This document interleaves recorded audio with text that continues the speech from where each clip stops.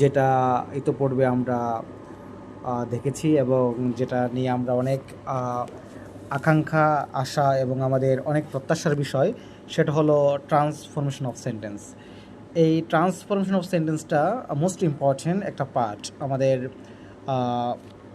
HSC এবং HSC level, এটা most important. এবং এছাড়াও অন্যান্য চাকরির পরীক্ষা থেকে শুরু করে প্রত্যেকটি স্টেপে ইংলিশের যতগুলা পরীক্ষা হয়, কম্পিটিটিভ এক্সাম থেকে শুরু করে ভার্সিটি এক্সাম, যাই কিছু আছে সেখানে আপনার এই ট্রান্সফরমেশন অফ সেন্টেন্স অর্থাৎ চেঞ্জিং সেন্টেন্সটা মোস্ট ইম্পর্ট্যান্ট। তাই আপনাকে যে কাজটা করতে হবে, অবশ্যই এটার সম্পর্কে আপনার ভালো কিছু আইডিয়া থাকতে হবে। ফার্স্ট অফ অল আমি আপনাদের দেখাবো যে জিনিসটা আপনার সবচেয়ে বেশি ইম্পর্ট্যান্ট বা মোস্ট ইম্পর্ট্যান্ট, সেটা হলো আপনাকে অবশ্যই কোনো বাক্যে যদি এই যে অনলি অ্যালোন, আপনি অবশ্যই দেখতে পাচ্ছেন যে অনলি অ্যালোন, অ্যাফার্মেটিভ থেকে নেগেটিভ করার জন্য আপনাকে অনলি অ্যালোন থাকলে সেটাকে নান বাট করতে হবে। যেমন only Allah can help us, none but Allah can help us. ঠিক আছে? তাহলে এরকমভাবে বস্তুর ক্ষেত্রে অনলি অথবা অ্যালোন থাকলে নাথিং বাট হবে। অনলি অ্যালোন থাকলে যদি সংখ্যা বা বয়স বোঝায় নট মোর দেন এবং নট লেস দেন হবে। যেমন আমি যদি বলি he is only 10 years old, he is not more than or not less than 10 years old. ঠিক আছে? তারপরে আসি আমরা মাস্ট।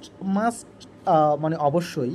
এছাড়াও যদি এখানে have to, has to use করা হয়, তবুও আমরা এই মাস্টের মতোই রুলসটা ইউজ করব। মাস্ট থাকলে আমাদের ক্যান নট বাট অথবা ক্যান নট হেল্প।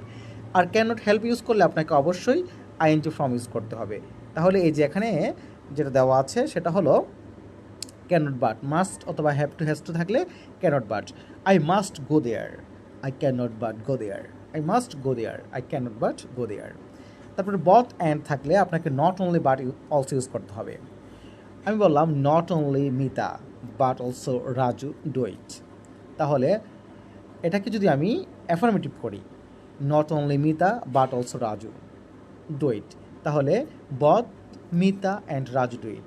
এখন আছে both Mita and Raju do it, তাহলে এটা হবে not only Mita but also Raju do it. তাহলে আপনি একটা জিনিস এখানে দেখালাম, এই জন্য আমি নেগেটিভকে অ্যাফার্মেটিভ করতে পারি, অ্যাফার্মেটিভকে নেগেটিভ করতে পারি।